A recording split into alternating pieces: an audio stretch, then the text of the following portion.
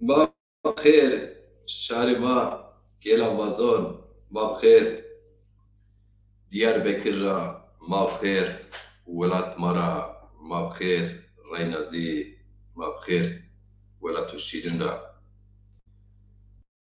ولات ما اورو هوا تیجی azmin haka hir roj varij be varij welat ma şöt röd kerd pak evrozi va hava tije o semet azê azmin berqeyn o erd herd welat ma zê şînim kuyev zergunim boy erda min pirnikê merdim boy erd û herdokî bû hîr rojê varij vara bû ew bûye weş amenê pirnikê merdim nefesê xwe kerdin hera û ver hala denê tîjê tîj den wertê çimûrê merdim yo roja safran welat û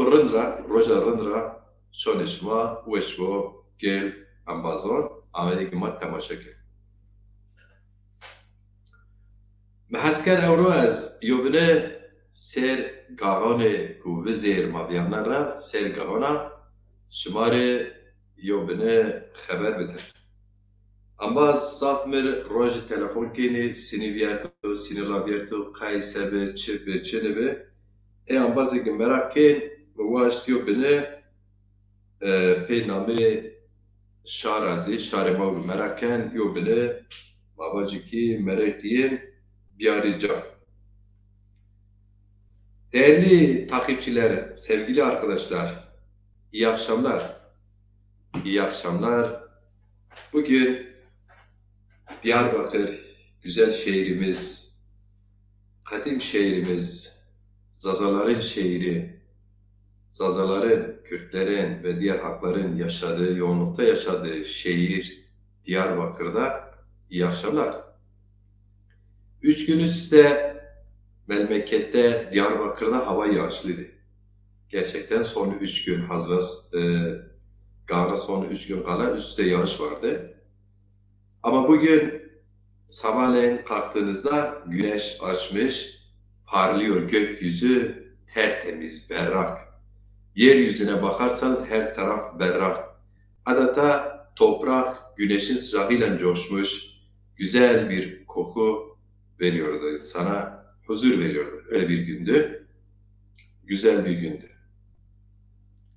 Kıymetli takipçilerim, istedim ki biz 48 günden bu yana Diyarbakır'da Zazay Fuseri, bağımsız Zazalar olarak bu yıl Diyarbakır gibi bir ilde hem tarihi geçmişiyle stratejik, hem kültürel geçmişiyle ve bugünüyle stratejik, hem politik, siyasi olarak da stratejik bu ilde 48 gün çalıştığımız gece gündüz, belki siz beni görüyordunuz ama Zazay Fuseri ekip olarak haftada en az 2 kere toplantı yaptığımız, istişare yaptığımız, değerlendirdiğimiz çalışmamızı bazen de günlük 3-4 kere istişare ederek yürüttüğümüz Diyarbakır 2023 Diyarbakır Gagan Yılbaşı etkinliğini sürdürdük. Çalışmamızı başarılı bir şekilde neticelendirdik. Dün itibariyle biliyorsunuz tarihe Diyarbakır 2023 Gagan etkinliğini yapmış olarak Zazay Fuseri arkadaşları olarak onların dönem sözcüsü olarak halkımız adına, sizler adına büyük mutluluk duyuyorum. Onu öncelikle söyleyeyim. Fakat bu 48 günde 48 çeşit dönme, dolap, yaklaşım yaşadık. Bunu biz Zazay Fuseri arkadaşlar olarak yaşadık. Birebir ben sahada birey olarak da yaşadım bunu. Öncelikle çok zor koşullarda bir faaliyet yürüttüğümüzü daha önceki yayınlarda söyledim. Büyük bir irade, büyük bir aşk, büyük bir fedakarlık, göstermeseydik gerçekten bizim için Zaza müstakil dili, kimliği, ulusal kimliği için çok fazla bilinmeyen bir kitlede faaliyet yürütmek, hele hele son 50-60 yıldır terk edilen Güney ve Merkez Zazalar tarafından artık terk edilmiş Kaan etkinliğini örgütlü olmadığınız, zayıf olduğunuz, maddi manevi olarak, kadro olarak zayıf olduğunuz, yolun başında olduğunuz bir yerde örgütlemek, inanın çok açık bir şekilde söyleyeyim, ancak 10 yıl geçmişi olan örgütlerin, partilerin, derneklerin yapabileceği bir işti. Ama biz yaptık. Nasıl yaptık bunu? Önce inanarak halkımıza, kendimize o iradeyi göstererek yaptık. Büyük zorluklar yaşadık. Gerçekten önce üstlenme alanında sorun yaşadık. Onu fedakarlık yaptık. Defalarca söyledim. Bir dernekte bu kış günde geniş bir masada ikinci el bir yatak, yastık, yorgan alarak bunu böyle bu kış koşullarında yapmaya çalıştık. Bu fedakarlığı yapmaya çalıştık. Çünkü biz biliyoruz ki her halk, her millet kendi varlığını, kendi geleceğini geleceğe taşımak için o halkın bireyleri, fertleri, fedakarlık, mücadele, kendinden taviz, hayatından taviz, yaşamından taviz, özel yaşamında da taviz vermesi gerekir. Birey olarak ben bunun bilincindeydim. Zaza Fuseri grubu olarak parti, siyasal parti çalışması yürüten arkadaşlar olarak bu bilinçteydik. O yüzden de biz dedik ki kapısı örtülecek ama kafamızı koyacak bir yerimiz olsun. Biz bu çalışmayı halkımız içinde yürütüyoruz.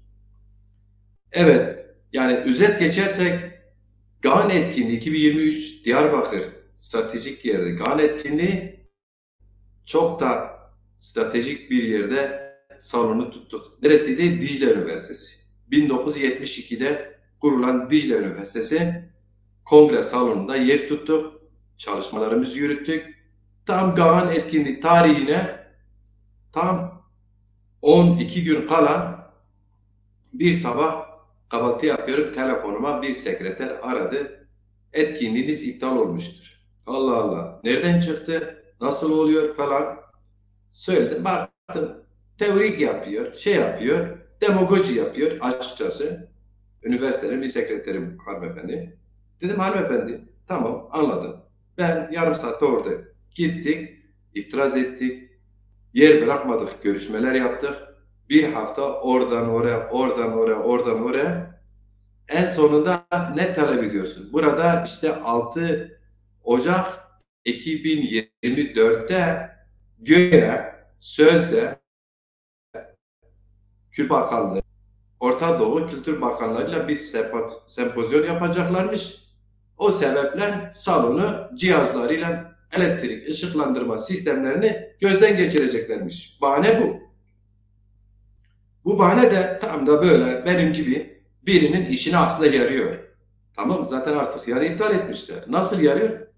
Ben şuradan itiraz ettim. Dedim ki güvenlik nedeniyle iptal olmamışsa ya şimdi bu üniversite 1972'de kurulan Dicle Üniversitesi koskoca. Siz bu kadar mı programsız çalışıyorsunuz? Hesap sorun.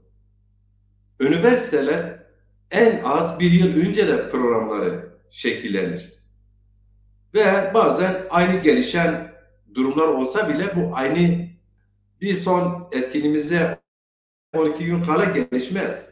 Önceden ki itiraf ettiler. Biz daha bilmem 6 ay önce de beri şirkete başvurmuştuk onarım falan. İşte daha yeni ayın 21, 22'sinde 23'ünde bu onarım yapacaklar falan. Böyle hiç de karşıdakini ikna etmeyecek gerekçeler. En son rektör kalemle oturdum. Dedi ne istiyorsun? Ne yapabiliriz? Dedim ki bana salon tutacaksınız. Sanatçılar, tiyatrocular, herkes rezervelerini yapmış. Kimisi yurt dışına geliyor. Uçak biletini bile almış. Kalacak otelden adrese kadar hepsi ayarlanmıştır. Ben birey olarak biz bir grup arkadaş olarak fedakarlık yapıp bu tarihi günümüzü, dilimizi, kültürümüzle birlikte yaşatmak isterken bu kadar fedakarlık yaparken sizin tadilat, onarım gerekçelerinizle e, tek taraflı iptal etmeniz zulümdür ya. Dedim bana o zaman şehir içinde herhangi bir salon tahsis etmeniz lazım. Dedim biz üniversite sınırların dışında herhangi bir yerde salon gösteremeyiz. Öyle mi öyle? Peki dedim böyle olur mu? Ben sizi mahkeme vereceğim. Mahkeme direkt arkadaş tabu gibi iznim var. Mahkeme vereceğim dedim. Mahkemede görüşelim o zaman. Bunun üzerine kalem dedi ki işte yardımcı olacak başka bir önerim varsa belki daha mantıklı bir şey olabilir mi? Dedim daha mantıklı bir şey o zaman ben de oluruna gideyim. Konferans salonunda onarım gerekçesiyle iptal etmişseniz alternatif salon gösterirsiniz. Gösteremiyorsanız bunu o zaman siz kendi onarımınızı erteleyin. Yok dedi daha farklı bir şey dedim. Daha farklı bir şey o zaman burada üniversitede başka bir salon vereceksiniz. Kocaman üniversitedir. Her bölümün kendi konferans salonları var. Bu mantıklı dedi. Ek dilekçe verdik. Ek dilekçemizi Kürt olan bir sekreter ayaküstü dilekçeyi alır gibi bakar böyle okuduğu gibi hemen red verdi. Red verdiği gibi benimle tartıştı. Niye sen Kürt değil misin Zaza gecesini düzenliyorsun dedi. Ya dedim ki hoca affedersiniz de şimdi ben etkinlik yaptıracağım. Etkinlik yapıyoruz. Kendi dilimizi, kültürümüzü yaşamak istiyoruz. Bunun Kürt olmam, Türk olmam, Laz, Çerkez olmam, Zaza olmam. Yani sorgulanacak bir şey midir ya? Sen ne demeye çalışıyorsun? Orada biraz bir tartışma oldu aramızda. Dedim ki ben Kürt değilim kardeşim. Ben Zazaoğlu Zaza'yım. Var mı buna itirazı? Var dedi. Sen Kürtsün. Dedim o zaman ben sana bir şey söyleyeyim. Gel ben sana birden 10'a kadar sayayım. Sen anlarsan dedim yarısını hadi ben Kürt kendimi kabul edeyim. Ama Kürt olsam da Zaza gecesi yapamaz mıyım ya? Say dedim mesela. Saydım dedim ki 1, 2, 3, 4, 5, 6, 7, 8, 9, 10 Zazaca. Yo dedi Yiçer, Ponşe, Şoteş, Notes. Dedi ben hiçbir şey alamadım. İşte dedim o yüzden biz ayrı milletiz kardeşim. Sen ne burada bir dilekçeyi böyle sorun yapıyorsun? Neyse bu kişi daha dilekçemi okur okumaz rektöre yeni önerimizi ki rektör kalemi demiş yeni ek dilekçe o zaman yaz.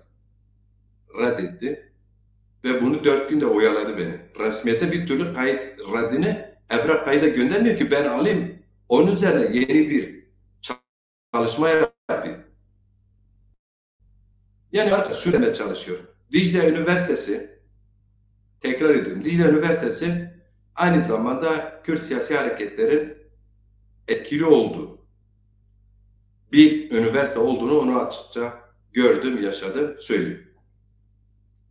Bütün kurumlarda var. Mesela Diyarbakır'da kayyum var deniliyor ya, kayyum var doğrudur. Ki kayyuma karşı sıkınıyoruz. Halkın iradesiyle seçilen belediye başkanı olsun, vekiller olsun görevlerini sonuna kadar halkın iradesini temsil etmeleri gerekiyor. O ayrı. Ama burada yaşayarak görürsünüz ki kayyum sembolik kalıyor bazı yerlerde. Sadece nedir? İşte Türk milliyetçiliği, ırkçılığı, işte sözüm ona daha çok böyle Kürt hareketini işte demokratik yasal mücadele gözlemek için gözden düşürmek için halk karşısına itibarsızlaştırmak için sözüm ona devletin gücünü gösterip kayyum atamışlar ama birlikte yönetiyorlar arkadaşlar. Bakın mecliste birlikte yönetiyorlar. Biz bunu söylediğimizde bazı desirma zazalarımız zoruna gidiyor. Ya sen vitrinde gördüğün şey başka, realde olan, çıplak olan şeyler farklıdır, başkadır arkadaş. Kayyum atılan bütün yerlerde biz uzlaşı içinde zaten yönetiyorlar. Bunu burada gördük. Mecliste görüyorsunuz zaten. Birlikte yürütüyorlar, yönetiyorlar. Yani bir mücadele var. Bunu bir tiyatro sahnesi ekibi gibi düşünün. Bir oyun var. Herkes kendi rolünü oynuyor. Ve kim daha iyi rol oynarsa, biraz iş böyledir yani. Ama birileri de fedakarlık yapar. Buna tam olarak inanır. Zindanlara düşer, cezaevlerine düşer, sürgün olur. Sürekli elinden geleni yapar, samimi. Ama diğerleri hepsi tiyatro, birçoğu. Samimi değil yani. Bana deyin ki işte Kürt siyasi hareketleri kendi meselelerinde samimiler. Bir kere samimi olsalar birlik olurlar. Değiller. Herkes kendini örgütlüyor. Güneyde öyle, kuzeyde öyle. O ayrı bir konu. Çok dağıtmadan söyleyeyim. Orada Cuma günü yani hafta sonu denk gelecek resmileştirdi. Önümü kapatmaya çalıştı. Ben hemen cumartesi şehir merkezinde salon tutma girişiminde bulundum. Pazartesiye ertelediler. Pazartesi gitti. Yeni dilekçe. Eski kadrolar. Yine aynı sanatçılar. Kimlik bilgilerini de istiyorlar biliyorsunuz. Verdim içeri. Bu sefer Dicle Üniversitesi'nde iptal olmuştu ya. Ben vali kalemiyle görüşmüştüm. Zaten biline bir şeydi. Orada hemen valilikte dilekçem yanımda bir memurla birlikte hukuk müdürlüğüne gönderildik. Orada bakıldı. Herhangi bir sıkıntı yoktur denildi. Ben de rica ettim. Emniyette paslanmanız gönderiyoruz. 2-3 gün sonra diyorlar çarşamba, perşembe güne kadar sonucu olumlu ya da olumsuz alırsınız. Dedim ki bakınız ben kamuoyuna 45 gündür bu ayın 23'ü cumartesiye Dicle Üniversitesi'nde izin almış, duyurmuşum. Bizi takip ederler. Buraya gelecek. Lütfen yardımcı olun. Bunu hemen fakslayın. Bir an önce bunun sonucu çıksın isterim. Orada işte biraz girişimcilik mi der, biraz diploma dil mi diyelim. Orada faksladılar. Öğleden sonra da izinim çıktı. Şimdi eski adres üzerine şunu demeye çalışıyorum. Yoğun çalıştık. Dicle Üniversitesi. Dicle Üniversitesi'nde Zaza gençliği ve diğer insanlar gerçekten Türk de okur, Arap da okuyor orada, Kürt de okuyor. Yani birçok öğrenci, orada 20 öğrenci zaten çalışıyordu. Gönüllü gelip bu etkinliğe katılacak, izleyeceklerdi. Yani şehrin içinde kitle gelmese bile o kongre salonu dolar taşardı. Son 4 gün kala izin çıkar, ondan sonra yeniden adres değişini bildir. Tekrar da insanları ziyaret etme şansı yok, zamanı yok. Ona rağmen çok başarılı bir şekilde biz Zaza Fuseri bu etkinliği organize ettik. Ama dün tam da saat 7'de yavaş geliyor. Sonra önce bir resmi polis aracı geldi. Arkasında bir tane de daha araç. Bunlar niyetlerinden bağımsız olarak söyleyip güvenlik nedeniyle gelmiş olabilir her neyse. Ama işte öyle güvenlik nedeniyle değildi çünkü ilk geldikleri salona girdiklerinde şu arkamda gördüğünüz Şehzade Piran, Şehzade Pali o Pilema Seydima Sedraza'nın posterini gördüler. Böyle bir fal taşı gibi gözleri açıldı. Dediler bu gece kim düzenliyor dedim. Ben düzenliyorum. Ee, tabii ki önce salona girdiler. İnsanlar tabii ki ürktü. Yeni yeni insanlar geliyor. Daha doğrusu arkadaşlar dediler falan kes düzenliyor. Geldiler ben sahnede misafirler geliyordu. Birçok meslek derneğinin başkaları gelmişti ilgileniyorum. Sanatçılar geliyor. Yönlendiriyor. Bazıları şey istiyor. Siz söyleyin. Konum istiyor. Yoğunum zaten. Posterleri asmaya çalışmışız. Yoğunluk var zaten. Çağırdılar. Dediler organizasyon kişiyiz misiniz? Gittim de evet ben. Bu posterleri niye asmışsınız? Dedim birisi Seyyidimiz, birisi Şeyhimiz. Bizim 100 yıldır torunlar olarak hiçbir zaman unutmadığımız iki büyüğümüzdür. Ne var bunda? Yok bir şey yok dedi. Sözüm ona siyaset yapıyorlar. Sonra diğer bizim pankarta gitti. Biliyorsun Ebubekir Pamukçu var. Depremde kaybettiğimiz akademisyen Mehmet Yıldırım var o posterlerde. Kaan Çar var, Zaza Dili Edebiyatı'na ne zaman Hollanda'da radyo bile kurmuş, yönetmiş, kitap yazmış, gramer yazmış. Kaan Çar var, Madenli. Başka kim vardı? Faruk Eren var. Zaza Dili kültürüne büyük emeği olan. İşte Pamukçu ailesinde yine Mahmut Pamukçu vardı. Geçmişte Kürt hareketinde yer almış, PSK'de yanılmıyorsa uzun zaman merkez komite yöneticiliği yapmış ama daha sonra Zaza diline, kültürüne emeği olduğu gibi Avrupa'da Zaza politik çalışmaları içinde bulunmuş. Aramızda ayrılmış 5 tane değerimiz dedi. Orada Zazaca ne yazmışsın? Tek tek işte heceler. Yok Şıma Heyrami Gavuruşma mübarek bu ne anlama gelir? Tek tek Türkçe'ye çeviriyorlar. Bir başka üst birime bildiriyorlar. Şimdi bak bu psikoloji yani Türkiye soluyla Kürt ulusal mücadelesine katılmayan, sempatizan olmayan kitleleri düşünün. Ağırlıkta bizim etkinliklerimize ya da bizim çalışmalarımıza ilk katılanlar daha çok nedir? İşte Türkiye'deki muhafazakar partilerinden ve diğer sağlıkçı partilerinden ilgi ilk başta onlardan geliyor. Bu insanlardır. Bunlar da şimdiye kadar düzen partilerine oy veren kesimlerdir. Bu kesimler bu etkinlikte geldiler iki Cemse polis arabası, içeride polis, sorgu, birçoğu ayrıldı. Yan taraftaki düğün salonuna. Daha sonra bugün beni arayanlar. Buradaki fırıncılar biliyorsun Bingöl'ler çok fırıncı var, tatlıcı var. Yine siverekler, diğer meslek grupları. Bugün bütün gün beni arayanlar biz geldik. Polis gördük. Ondan sonra biz dedik kesin bir olumsuzluk var diye geri gittik. Yani diyeceğim şu ki etkinliğimizi olarak geçmesi bu yaklaşımlar engelledi. Bu yaklaşımlar engelledi. Ama şuna emin olun, orada katılan bütün sanatçı, yazar, şair, aydınlarımız biliyor ki polis bir psikolojik baskı yaratmaya çalıştı. Bizim kitlelerimiz biraz apolitiktir. Kimisi bunu yeni bizimle tanışanlar gerçekten oldu, ayrıldı. Düğün sonra kimisi de geldi, gördü, geri gitti. Ama orayı iyi yönetmeye çalıştı. Gerçekten.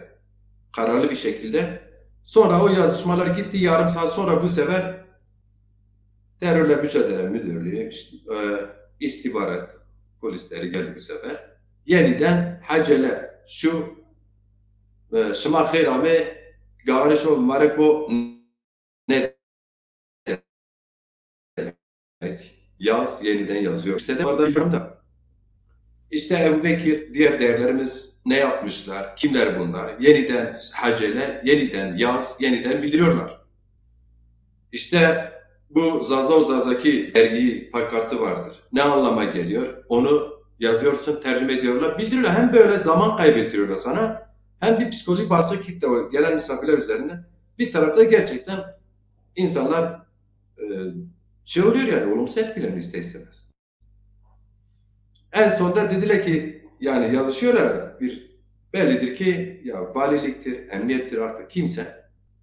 Oradan mesaj geldi. Eğer ki Şeyh Said ile Seyyid Raza posterini indirseler etkinliklerini yapsınlar. İndirmeseler etkinlik yaptırılmaz.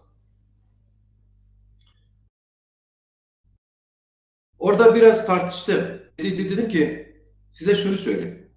Etkinlik yaptığımız yer Diyarbakır kapalı bir düğün salonudur. Poster bizim değerlerimizdir. 100 yıldır bizim ne beynimizden indirebildiniz ne yüreğimizden indirebildiniz. Ama 12 kilometrelik bir bulvara da Şeyh Said, ölümsüz Şeyh Said'in de ismini vermişsiniz. 2 haftadır herkes Türkiye'deki ekonomik sıkıntılarını unutmuş. Özellikle siyasiler bunu bir işi yapıyor. Halkın sorunlarını unutmuş. Hatta seçimleri bile unutmuş. Şeyh Said'e küfür eden edene. Diğerleri de sözüm ona Şeyh Said bilmem Kürt lideridir. Birkaç yere pankartını asmış, kendilerine siyasi alan açıyorlar. Güçleri var, birçok şey yapabilir. Mahkeme verebilirler, protesto edebilirler, teşhir edebilirler. Bu Fatih Altaylı gibi gereksiz o yine Zafer Partisi başkanı zaten ırkçılık üzerinde siyaset yapıyor. Yabancı düşmanlığı, ki kendisi de yabancı, Türkiye'de sonradan gelmiş biridir. Yabancı düşmanlığı, Suriye düşmanlığı, Kürt düşmanlığı, Şeyh Said düşmanlığı üzerinde adam %1 civarında oy alıyor. Böyle alçakların dedim tartıştığı bir şeyde, kapalı bir alanda siz bu posteri indirseniz bize, beynimizde bir de yüreğimizde indiremezsiniz. Bunu söyledim, dedim ki gecenin selameti için gelen sanatçılar, uzaktan gelen şairlerimizin hatırı ve gerçekten biz Zaza Hareketi vicdani, demokratik, barışçıl bir hareketiz. Yine Zazalığımızı, barışçıl, demokratik yaklaşımlarımızı öne alıyorum dedim. Posteri indiriyorum. Ama beynimizde, yüreğimizde siz Şeyh Said Seydur'u indirmediniz, indiremezsiniz. Buna kimsenin gücü yok. Arkasında Abdullah Güven'in Bermeno ezbermeno Şeyh Said Pir Seyd Rıza Bermeno şiirini olduğu gibi şeye verdik, cihazlara verdik. Bu sefer onu merak ediyor, ne diyor. Dedim ne diyor? Siz indirdiğiniz posterdeki büyüklerimize öven bir şiir yazmıştır. Onu söylüyor işte. Alın dedim, indirin yani, bu insanı da susturun. Hani kalem konuşmaz ama susmaz da yazar. Bak yazmış işte. Bir de seslendirmiş söylüyor. Arkadaşlar yani dün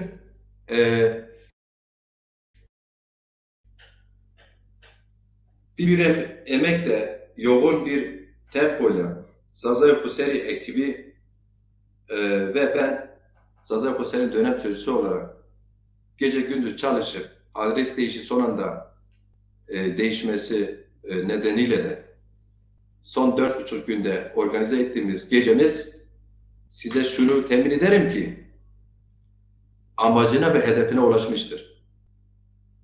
Önemli olan Diyarbakır gibi bir yerde örgütsüz olan müstakil Zaza halkını örgütleyebilmektir. Bu girişimi yaptık mı? Yaptık. Binlerce insana ulaştık mı? Ulaştık. Binlerce insan elini sıktık mı? Sıktık. Halkımıza yine halkımızın evlatlarının dayanışmasıyla ücretsiz, güzel, müzikal, tiyatro bir etkinlik yaptık mı? Yaptık. Zazalar halay çekti mi? Çekti. Gavunu kutladık mı? Kutladık. Tamam mı? Bu anlamıyla nitel olarak, nicel olarak dediğim gibi sebeplerden dolayı düşüş oldu. Ama nitelik olarak Diyarbakır tarihine, özellikle Cumhuriyet döneminde Diyarbakır tarihinde bir ilkiye gerçekleştirdik. Zaza tarihinde, kültürel geçmişinde yılbaşı olarak kutlanan Gavan'ı kutladık. Bu çok çok önemli. Bu tarihi hiç kimse değiştiremez. Hiç kimse. Biz bu tarihi yazdık. Biz dün tarihi yazdık. Diyarbakır'da Gavan'ı kutladık. Hem bütün imkansızlıklara ve bütün baskılara rağmen. Bütün küçük düşürmeci yaklaşımlara rağmen. Küçük düşürelerse tek değil ya. Biliyorsunuz Kürt siyasi hareketlerine sempati duyan, deslimalık yapan bir çok böyle burada orada adamın işi gücü de değildir. Sıkılıyor evde, bir şey yok herhalde. İş de yok belki büyük ihtimalle. Bir bakıyorsun işte birileri yazmış gavan salonlarda kutlanmaz. Kutlanmamış. Sen gavan bir kere hiç kutlamış mısın hayatında? Kutlama. Ne dışarı ne içeride kutlanmamış ki zaten. İşte zorunuza gidiyor. Gavan öz ve öz bir Zaza geleneği ve yılbaşı olduğu biz kanıtlıyoruz herkese. Defalarca söyledim. Gagan, Kürt siyasi hareketinin, yani Kürt halkının da kutladığı bir etkinlik olsaydı, Kürt siyasi hareketleri bunu 300 yıldır kullanırlardı. Biliyorsunuz yani bundan 40-50 yıl önce kimse Nevroz'un ne anlama geldiğini bilmezdi. Ama Nevroz'u Kürt siyasi hareketleri her yönüyle, özellikle Kuzey Hareketi her yönüyle kutladı. Şimdi halka mal ettiler, herkese kutluyor. Güzel bir şey demiyorum.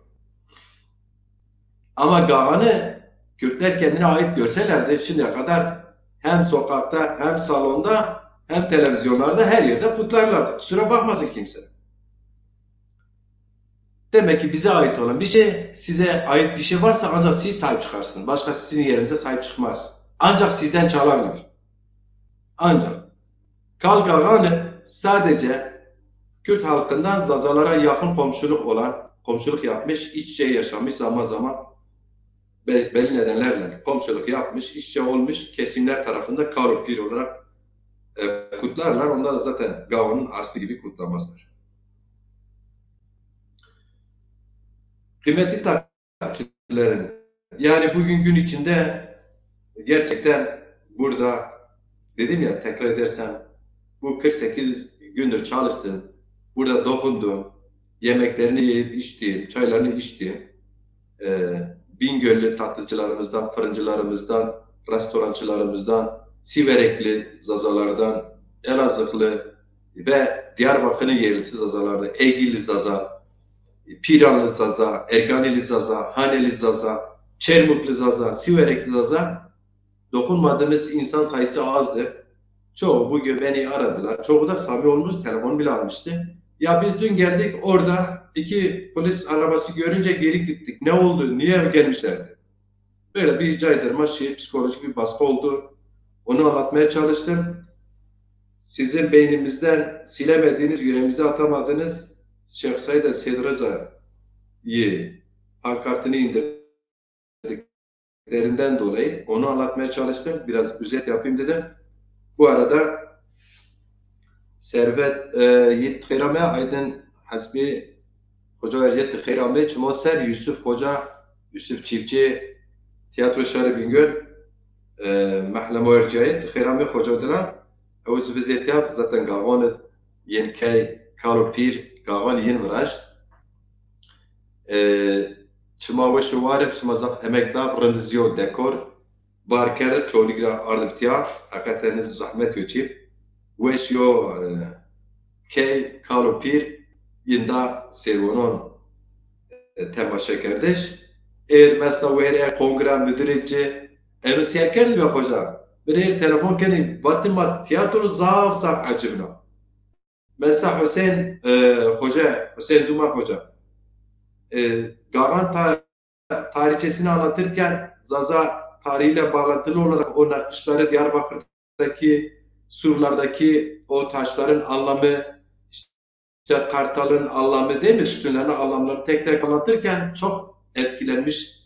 Birçok aydınımız dün gelmişti, işte Siverek, Bingöl ve diğer dernek başkanları kendi üyelerine gelmişti. Değerli, kıymetli hocalar vardı, kadın erkek. Çok etkilenmişler gerçekten anlatılar. Böyle gecelerin, böyle etkinliklerin devamını istiyoruz. Siz her yaptıkça daha da büyür bu işler falan diyorlar. Büyük de moral verirler. Hoş gelmişsiniz Yunus Hoca. Ramazan Gürbüz Devuj Minodelat Tıkhayrami Çimoser Tehe Komca Ramazan Tehe Avrupa'da Tehe Memleket'te Mehmet Akdeniz Tıkhayrami Çimoliser Murat Aydın Avuz Devuj Minodelat Sarı Çimoliser Murat Bıra Şöyle Çimoveş bu Khayrami Diyarbakır'a yine Yoze Şar Zazayir Dernek Zaza Halk Derneği yeni açılmıştı biliyorsunuz 5 Kasım'da 40'ını daha yeni çıkardı sanırım. Khayrami Vanese Şeyh Said ile Seyyid Rıza Vıza Eymay Şöve Harekesi Veşko Şöyle Tuz Veşko Ambazo Erceği Mehmet Özdemir Khayrami Ambazo Dilan şairlerimizden İbrahim Doğan Hoca. Hoş gelmişsiniz. Selamun kelam. Esat Paradis Antalya'dan bizi izliyor. Esat Berat Tıkheyr Ahmet Çimonuser, İlhan Özdemir, Tıkheyr Ahmet Sakine Özkan, Teraton İstanbul. Selamun kelam. Tıkheyr Ahmet Alvaza Erciye Cumali Kahraman Şairma Nüştoh Mazazoy Haydar Bağı Tıkheyr Ahmet Sarı Çimonuser Haydar Bağı Ez galetni bu Şairma Zazayma Ezirgano از خو قجبا ازرگان زافر شیام پندیر بردو رتو کوی پشارا چاله علرا ماشین واره ازران ارنزان زونا خوجارجه تخیرامه کویو برس سی نامی خو برس ها ایس فشر مار سیرکن شانشما وشمو کما جه شمویا پیرون سلام و کلام کویو برس شما سر رمضان Ekinler, tıkheyramê sarı çimoser, Emin Arslan, Doğuşmu Erciyaye, Kadirgerat, tıkheyramê sarı çimoser, Şoytuveşim, Komoceyt'e selamu kelam. Mehmet Çakabay, tıkheyramê deza, Mehmet Çakabay, ma Bekriyi jire, Bekro rey, ki kalik mine Rahmeti Hasan rey. Deza Erciye, tıkheyramê, Mehmet Yılmaz, Mehmet Yılmaz hoş bekmaro ez galet aynı merdem se dezo delal ye wara basiro ki o Mersin nişaraz galete tekhirame Hasan Kurnaz ambazemo ercaye kome zazay khuseri do weze ena karo khabate gagan o karo khabate siyaset partiya seme zazon oraneyşi de ambazemo azay Zazay Fıseriyo, Hasan Kurnaz, Tıkheyramê, Ayhan Akın Hoca Tıkheyramê, Sarı Çimoser, Çara Masirken Nizona, Paşa Bel, Çevligra Masirken, Paşa Bel, Alvazo Erceye, Hoca Dela Tıkheyramê, Dirok Sarız, Devuş Miro, Sarjolra, Avupara Masirken, Sarı Çimoser, Mehmet Emin Sarı, Kirvemiro, ez galet neyim, o Sarjolra Masirken, Sarı Çimoser, Gavon Zaza ki xalon mara o Almanya Bremer'a masirken Çimoser Mehmet Mahmutoğlu.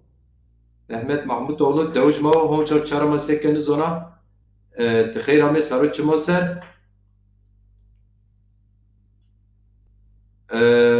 Vedat Kaymak Hoca Erciyê Vedat Kaymak Şimazole tarihini Zazono Zaza tarihini yazan önemli aydınlarımızdan, tarihçimizler. Hoş gelmişsiniz Sayın Vedat Kaymak Hocam.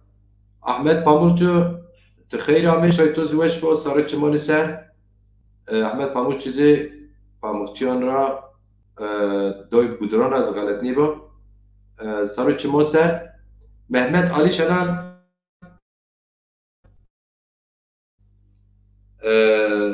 خو از غلط نیم شاری ما درسی ما از غلط نیم یوز ارزیگان را Mehmet Ali Şenal Hoca Tıkheyramê Çimoser İhsan Akar Çevli ra Tıkheyramê Nevzat Kılıç Ambazo Erciyaye Ergani ra Diyarbakır Ergani Tıkheyramê Yılmaz Avaraz Dersim ra Tıkheyramê Sarı Çimoser ez vakti İsveç'te Teraton İsveç selamu kelam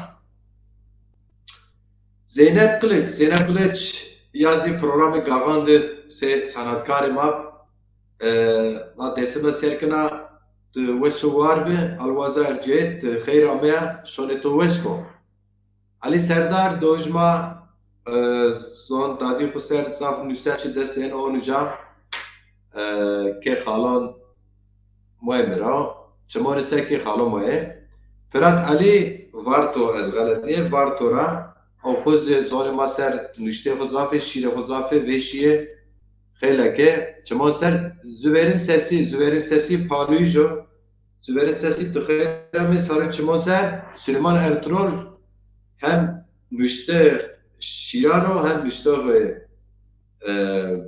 kelaman şiran o deyran nüseno müziko vate çoğaligra masiyerken Süleyman Hoca Tıkheyramê Sarı Çimoser peki Ambazın Erciyê Rıza Aydın Tıkheyramê Sarı Çimoser Şavitozi Weşbo Ambaz Halil Yüzçelik زغلدي تي أنطالر ما سيركين دوش ما خليل خير من سارو چما مثلا.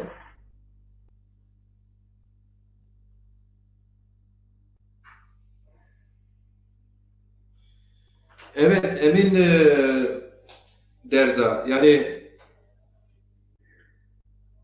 eleştiriniz yerinde. Biz de bunlar ve daha fazlasının da bilincindeyiz. Ama hayattır. Biz mesela insan hayatını tek ele alırsak, siz çok zengin olsanız da bir hayat yaşarsınız, belli bir döneminiz var, bir süreciniz var. Çok fakir de olsanız yine belli bir zamanınız var, belli bir hayatı yaşarsınız. Çok fakir olan da çok çalışır, çok zengin olan da yine çok çalışır. Sonuçta zenginin imkanları, para kazanma getirisi, imkanları, gücü farklıdır. Fakirlik ancak ay başını getirebilir. Yani biz bu gerçeklik içinde kendi dilimizi, kültürümüzü, tarihimizi imkansızlıklar içinde örgütlemeye çalışıyoruz. Tabii ki az önce de söyledim girişte, gerçekten hayır, yanlış yapan yok mudur? Yanlış üslup takıntı yapan yok mudur?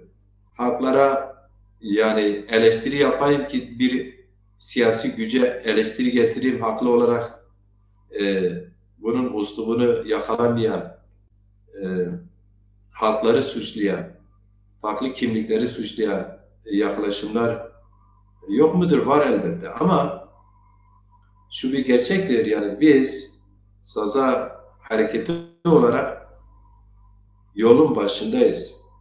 Bütün siyasi hareketler yolun başındayken o dönemin kendi koşulları, objektif ve subjektif koşulları içinde doğarlar. Zaza meselesi de kendi bu yüzyıla ait son 40 küsur yıldır kendi koşullarında ortaya çıkmış, diasporada ortaya çıkmış, giderek dünyaya yayılmış ama çok dağınıktır. Yani çok dağınık, her kafadan bir ses geliyor, o kadar dağınık. Ve bu dağınıklığı toparlamak için son 10 yıldır bir çaba vardır. Bir siyasi disiplin içinde bir program, tüzük, manifesto, dünya anlayışı, dünya görüşü içinde bir siyasi harekete dönüşebilir mi? Bu çabalar veriliyor. İmkansızlıklar içinde. Buna dürüst olan, yaklaşım, halkların dostluğunu, özgürlüğünü, eşitliğini savunan kesimler maddi imkansızlıklar içinde. Bilinç düzeyleri, okumuşlukları, Zaza diline, kültürüne, tarihine büyük hizmet vermiş olmaları bir yana siyasi tecrübeden hem yoksun hem örgütsel tecrübede yoksun kesimler hem maddi olarak yoksun kesimler bir mücadele içinde ama bu çaba belli bir yere geliyor zaman zaman farklı nedenlerle önü tıkatılıyor. Bunu doğru anlamayanlar da farklı kendi doğrusuyla eleştiri yapayım adı altında çok küçük düşürenler var. Sonuçta bir sürü yanında sorunlar var ama bir gerçeklik de var. Biz bir ülkede yaşıyoruz 21. yüzyılda. Bu ülkenin kendi koşulları var. Kendi koyduğu kuralları var. O kuralları biz koymadık. O kuralları değiştirmek için imkan aramaya çalışıyoruz. Yol yöntem bulmaya çalışıyoruz. Dolayısıyla zaten o kurallar eğer ki halkların bizlerin de lehine olsaydı biz o kurallara sahip çıkarıp daha da genişletirdik. Daha iyileştirmek için biz mücadele edildik. Çünkü mücadele yine yapılırdı. Ama maalesef bu kurallar bizi tanımıyor. Bu kural koyucuları, bu yasa koyucuları diğer halkların dil, kimlik, kültür, tarihini inkar üzerinde yasa koyucuları sistem kendini var etmiştir. Sistemin kendi kodları var. Bu kodlar da Kürt'te yer yok, Zaz'a yer yok, Laz'a yer yok, Çerkez'e yer yok, Arap'a yer yok. Ama en çok da özellikle 1925, 37, 38 Zaza coğrafyasında ondan önce Zilan komple bunlar Zaza coğrafyasıdır. Buradaki kırılmalar, buradaki aşırı güç kullanarak halkı sürgün mü dersen, yani artık söylememe gerek var mı? Yani herkes bunu biliyor. Bu sıkıntılar bize yaşatan bir sistem kuruldu. Bu sistem önce insanları ortadan kaldırır, sonra da onların torlarını korkutarak, yani insanlar, çocuklarımız okullara gitmemiz öyle. Önce dayakla eğitim vermeye çalıştılar. Bu 5 parmağımızı getirip dayak atıyorlar değil mi? Bizim tırnaklarımız parçalanıyordu. Dizlerimize vura vura, sırtımıza vura vura, kafamıza vura vura sözüm ona eğitim veriyorlar. Bizi böyle büyüttüler işte. Bize ait olmayan bir şey. İster istemez. Bunu söylemek zorundayız. İşte böyle bir süreç.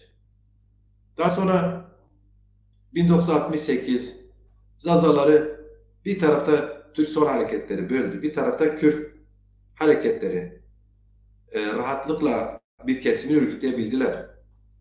Bakınız Kürt siyasi hareketlerin neredeyse hemen hemen hepsinin parti kuruluşları ilk güçlendikleri yer Zaza coğrafyası. Çünkü niye? Zaza coğrafyası Zila, Şeyh Said de Seydraza üst üste yaşamış bir coğrafya. Bu coğrafyada İslam'a tepkili olarak büyüdü. Dedelerimiz de, nenelerimiz de bunları öğrendik zaten. Biz kendimiz, bizim yaşımızdakiler belki bunu yaşamadı, dedelerimiz bunu yaşadı. Ve bunları sürekli bize anlattılar. Bize bu yaşadıklarını anlatırlarken biz ister istemez bu devleti kendimize ait görmedik yani. Biz bunu inkar edemeyiz. Bu bir gerçektir. Ve hem Türk solu hem Kürt siyasi hareketler en çok en erken örgütlendikleri yer, hatta partilerini kurdukları yer Zaza coğrafyasıdır. İlk katılan kadınlar Kürt siyasi hareketlerine erkekler Zaza coğrafyasındaki insanlardır. Türk soluna da öyle. Bakınız İbrahim Kaypakkaya Çorumludur ama rahatlıkla gelip Dersim'de örgütlenebiliyor. Çünkü niye? Bu hattın üzerine silindir geçirmiş. 1937-38'de. İşte bunun nedeni bu. Bunun nedeni bu ya. Buraya yönlendirmeler de öyle iyi araştırsanız tesadüfi değildir yani. Bilinçli bir seçimdir yani. Birileri yönlendirmesiyle buradaki halkı sürekli böyle ne yaptılar? Geçmiş acılarını onlara sahip çıkıyorlarmış gibi, onu düzelteceklermiş gibi siyasi, ideolojik propagandalarla binlerce insanı kendi dilinden, yörelimden, yurdundan ettiler ya. Bugün Dersimler kendi aralarında Türkçe zaten konuşulmaz duruma geldi. Yani coğrafyamızın her tarafı öyle oldu. Özellikle 90'larda sonra. İşte görsel, işitsel, yani radyo, televizyon, yazılı medyada asimilasyon alabildiğine yaygınlaştı. Sonra bunu Türk sol hareketleri, Kürt hareketleri sözüm ona ulusalcılık yaptıklarını iddia edenler. Bunlar da ortak dili konuştular. Hem de bu ülkede yaşamadıkları halde, Avrupa'da yaşadıkları halde, çalışmalarını oralarda, çalışmalarını Orta Doğu'da, neredeyse dünyanın her yerinde bu dille yaptılar. Onlar da bir taraftan operasyon yaptılar. Hele biz Zazalar kat be kat böyle birkaç üstün kimliğin kurbanı olduk ya.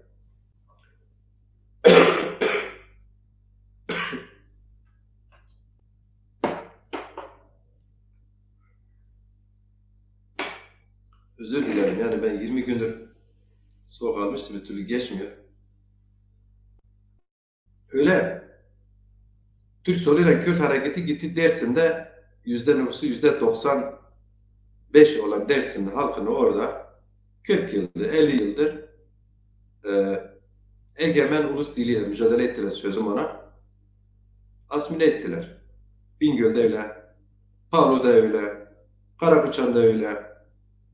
Yani güçleri yettiği her yere. Bakınız en zayıf oldukları yer Siverek'tir. Siverek'te gidin çarşıda millet Zazaca konuşuyor. Dilini, örf adetini unutmamış. Alışverişini benim yetiştiğim, okuduğum Sarcan'da biz Karabıçak'a Elazığ'a giderken insanlar o dönem 1977-78'lerde ta ben Avrupa'ya gitmeyen 88'e kadar insanlar alışverişini nasıl ki alberini Zazaca yapıyorlardı. Şimdi Siverek halen öyledir. Çermo'ya gittim halen öyledir. İnsanlar Zazaca konuşuyor. Ergani Zazaları da öyledir. Alışveriş yani karpuz alırken domates, salatalık her neyse altın alırken Zazaca istiyor, Zazaca alıyor. Para üstünde Zazaca söylüyor veriyor. Nedeni Kürt sol hareketleriyle Türk sol hareketleri buralarda yerleşemediler. Buralarda örgütlenemediler, asimile olmadılar o kadar. Kendi dillerini konuşuyorlar. Ama diğer Zaza coğrafyasına gidin, Türk sol hareketlerin güçlü oldukları dersin, Kürt sol hareketlerin güçlü oldukları dersin, insanlar kendi dilini unutmuş. Allah'tan Dersim'de sanatçılarımız var, kendi dillerine sahip çıkıyor. Güzel eserler öğretmiş de onlar insanlar dinliyor, öyle biraz tatmin oluyorlar. Ama konuşma dili olarak bitirdiler. Bizi Gümgüm'den bitirdiler, Barto'da bitirdiler, Bingöl'de bitirdiler. Diyarbakır'da bitirmeye çalışıyorlar bakın. Diyarbakır'da halkın Zazaları %50'si kendi dilini konuşuyor. Bu umut verici bir şey.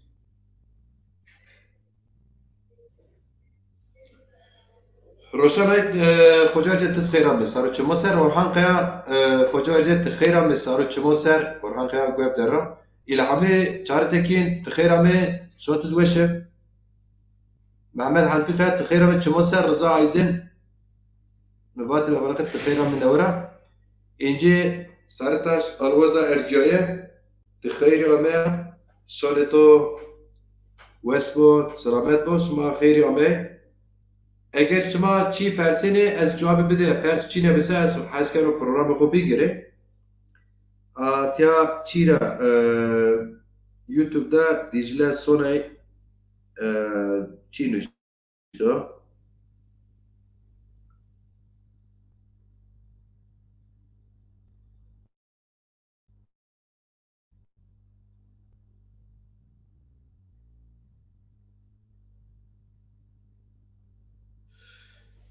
Dicle sonra ne diyor? Kürdistan halklarının ana damarını birbirinden kesen her birey bizim açımızda tehlikelidir.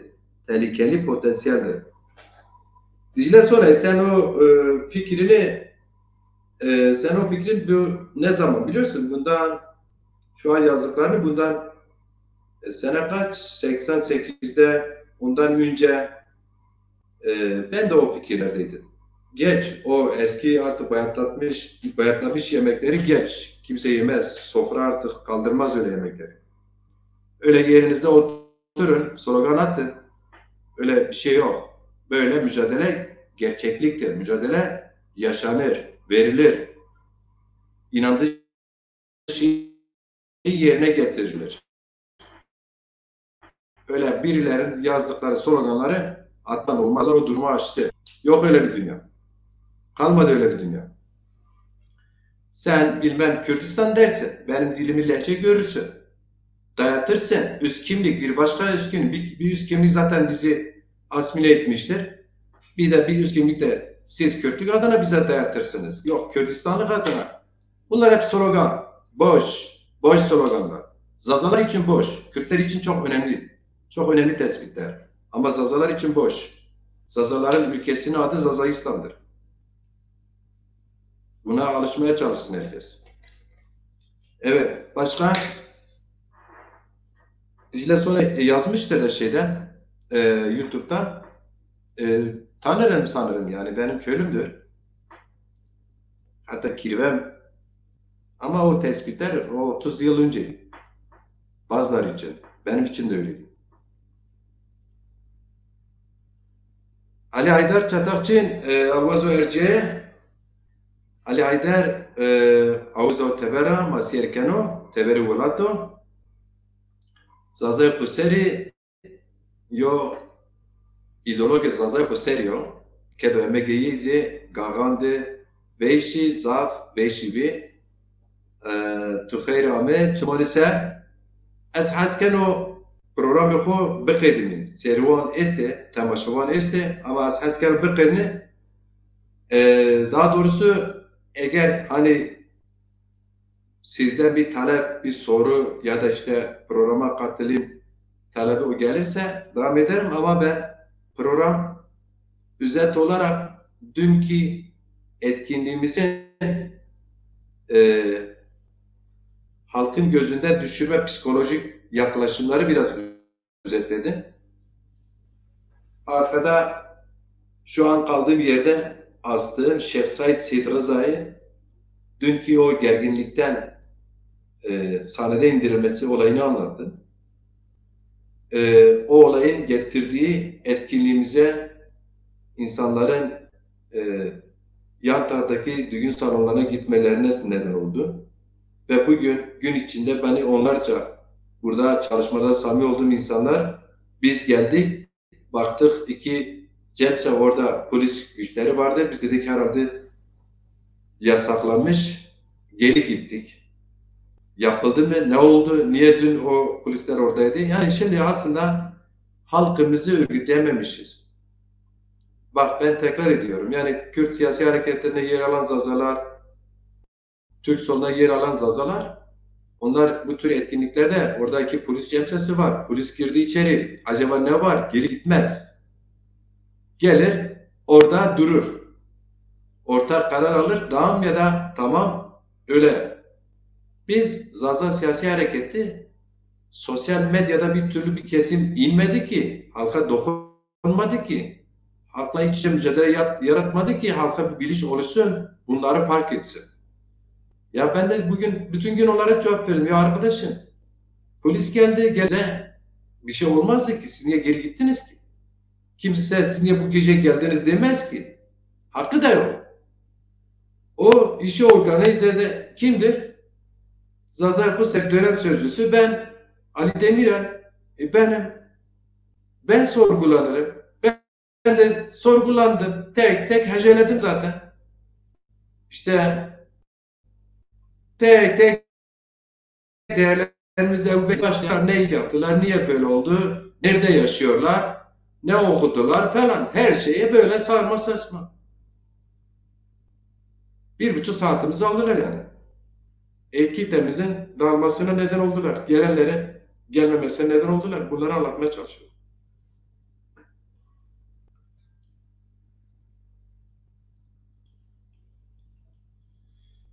Ya tabii ki arkadaşım şimdi bu ülkede ben tekrar ediyorum. Bakınız. Eskiden kendiyle açıklama yapardı.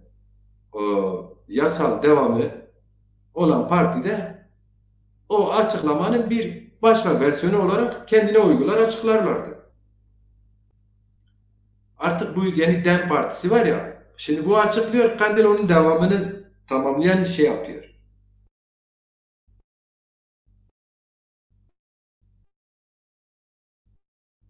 Ne yapıyor bu ikisi? Ne yapıyorlar? Türkiye'ni yeniden kuracağız. Türkiye devletini var. Türkiye devletini. Türkiye devletini yeniden kuracağız. Bunlar bunu söylerken siyaset yapıyor. Biz dilimiz gidiyor. Kürt değiliz kardeşim zorlanma. Zazayız. Dilimizin bir grameri var. Müstakildir. Dil biliminde bütün dil bilimi otoriterleri bunu söylüyor. UNESCO bunu söylüyor. Dil bilimciler bunu söylüyor. Bilim bunu söylüyor. Yani sen bilime mi inanacaksın yoksa dedene mi inanacaksın?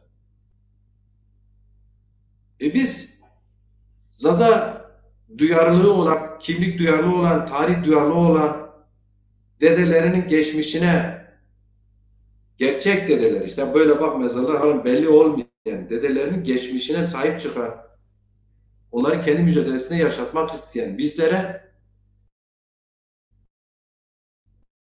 yani haddi hesabı yalan, dolan, hakaret ya biz bunu hak ediyor muyuz ya? Biz özellikle tekrar edeyim Zaza Fuseri biz maddi olarak her birimiz birbirimize benziyoruz ya. Zar zor ay başı getiren arkadaşlarız biz. Ya biz bu dar imkanlar içinde halkımızın diline, kültürüne, tarihine, coğrafyasına sahip çıkmaya çalışıyoruz. Özelden tehditlerinden tutalım diğer sosyal medya platformlarında hakaretlerine kadar. Niye? Çünkü dedim ya, ilginçtir. Sizi de düşündünüz bilmem. Türk sol hareketleri de Kürt ulusal hareketleri hep bizim 1925, ondan önce Zilan, ondan sonra 37-38'de acı işi üzerinde bu sisteme tepki olan kesimler içinde örgütlendiler. Hatta partilerini, tarihlerini burada kurdular. Bak ben yine örnek vereyim. Siverek'te kurulmadılar buna. Çermik'te kurulmadı. Yani ya da daha başka bir şey söyleyeyim. Yani Şırnak'ta kurmadılar. Hakkari'de kurmadılar kendi partilerini. Urfa'da kurmadılar. Mardin'de kurmadılar. Batman'da kurmadılar yani. İlginç değil mi yani?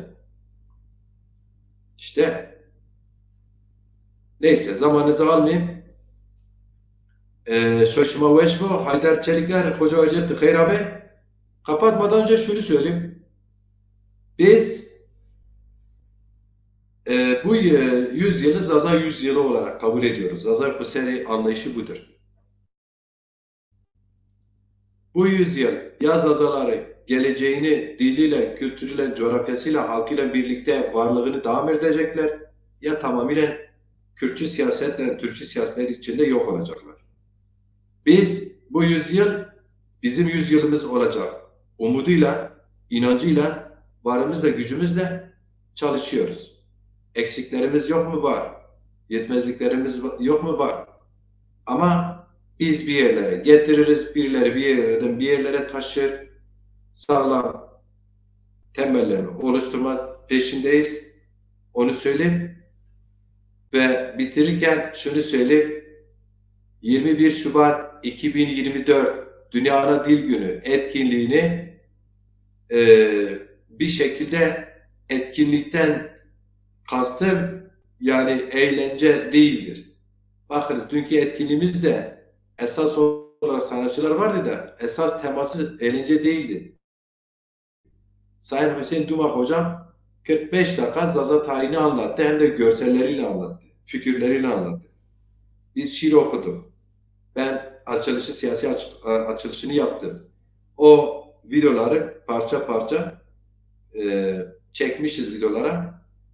Onları tek tek sanatçılarımızın programlarını parçalayacak şekilde teslim alır yarın bir gün. Nedet paylaşırız.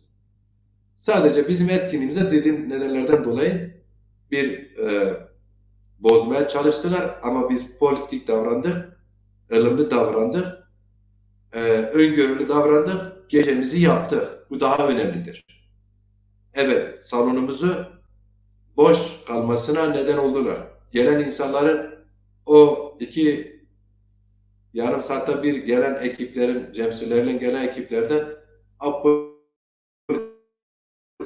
kitleler yan taraftaki insanlarına kimisini izledi, kimisi yoldan geri döndü. Bu böyle bir yün oldu. Ama biz çok tarihi bir etkinlik gerçekleştirdik. Bunun devamı 21 Şubat'ta. 21 Şubat'ta aydınlarımız gelecek, dilimizle, Dünya Dil Günü'yle ilgili mesajlarını verecekler. Buna Zaza aydınları, Zaza halkı, Zaza dernekleri, politik güçleri bu erimekte olan, yok olmaya ya sercip kalınan Zaza dili nasıl kurtulur? Yol yöntemlerini tartışacaklar 21 Şubat'ta Dersim'de. Ondan önce hemen bir hafta sonra ben Dersim'de. Zaza Hüseyin öyle bir karar almışız. Dersim'e gideceğim. Orada artık üniversitede mi ya da başka salonlar mı uygun olur? Onu istişare edeceğiz. Dersim'de aydınlarımızla, halkımızla, sanatlarımızla. İlişkilerimiz baştan sonuna kadar bütün Zaza coğrafyasında yaşayan bütün kesimlerle, sanatçılarla, aydınlarımızla peyderpey her gün, her hafta yeni yeni ilişkilerle devam ediyor. Zincirleme. Dolayısıyla Diyarbakır stratejikti. Diyarbakır'a tekrar edersem Kürt Özgürlük Hareketi kendine göre kendi örgütlenmiş güçlü. devlet burada güçlü, Zazalar burada edilgen, zayıf ve Kürt hareketine gönül vermiş Zazalar dışında diğerleri böyle diğer partilere dağılmış, diğer kendi dilini, kültürünü, tarihinden bir haber, böyle iki tarafın güçlü olduğu bir yerde güçlü bir etkinlik düzenledik. Kendimize yakışanı yaptık. Yine iki gücün de güçlü olduğu Dersim'de de bunu yaparız. Ama bak, bunu yaparız, kararlı bir şekilde yaparız. Bunun ucunda ölüm de olsa, cezaevi de olsa buna kararlıyız.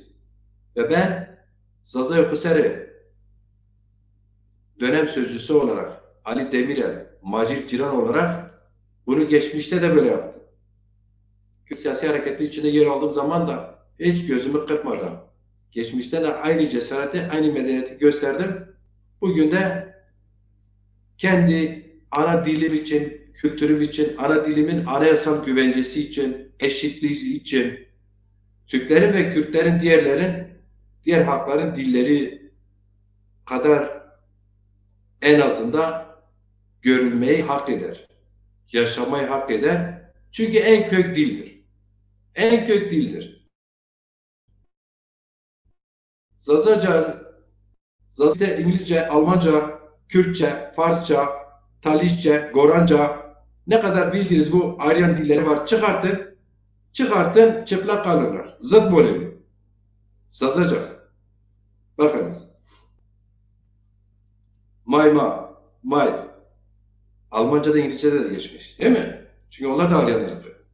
Kök Zazacadır. Bu dil her Kürt, her Türk, her Aryan ırkı milleti sahip çıkması lazım. Sırf Zazaların tek değil. Ya bunu yapmıyorsunuz. Siyasi sayıklarla, ideolojik yaklaşımlarla yaklaşıyorsunuz. Zazaların canı cehenneme diyorsunuz. Biz Kürtüz. Bir avuç insan diyor biz Kürtüz ya. Ben Zaza coğrafyasını orada geziyorum. Bunun sayısı bir avuç geçmiyor yani. Küçümsediğim için değil. Gerçekten böyledir. Ve çoğu da samimi değildir yani. Samimi olanlar zaten bedel ödüyor. Çoğu da samimi değil yani. Sadece böyle işte bir Kürt hareketi 40 yıldır büyük bedeller ödemiş bir otorite olmuş. Değerler silsilesini yaratmış. Birileri de biz de orada vardık. Bizim de çorbamız vardı. Böyle evinde oturmuş, içinden gücünde parasını kazanmış. Evi var, parkı var. Türkiye'de batısında otelleri var. Birçoğunun arabaları lüküs, evleri lüküs, hayatları lüküs. Bir de ekstrada Kürtçülük yapıyorlar. İşte ben de en çok da buna kızıyorum ya. Adam Avrupa'da da mülteci hayatını garantiye almış, Alman vatandaşı da olmuş, ekstradan Kürtçülük yapıyor. Adam Türkiye'de yaşıyor, İstanbul'da, diğer batı illerinde yaşıyor. Kendi hayatını, çocukların hayatını Türkleştirmiş ya da üstün kimlikleştirmiş. Bir de ekstradan Kürtçülük yapıyor, Zazacılığa karşı yapıyor. Arkadaşım sana ne oluyor? Sen bir taş üstüne koymuyorsan bari çalışma yapanlara saygın olsun az bir şey ya. Bari kendine saygın olsun.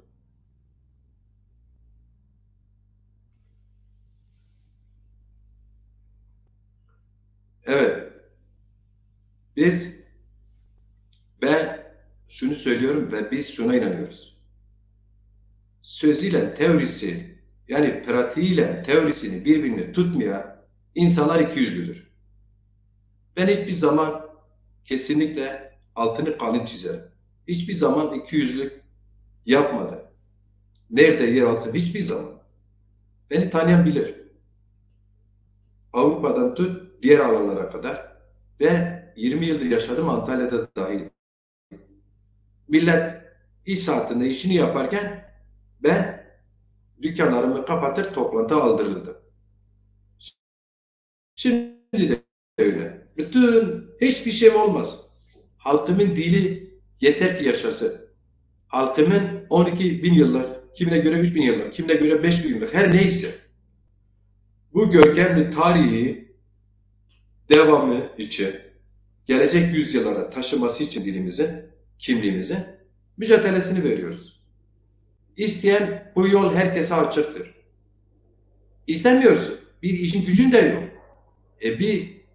Kendi işine gücündesin. Senin umurunda değil bu dil ölse.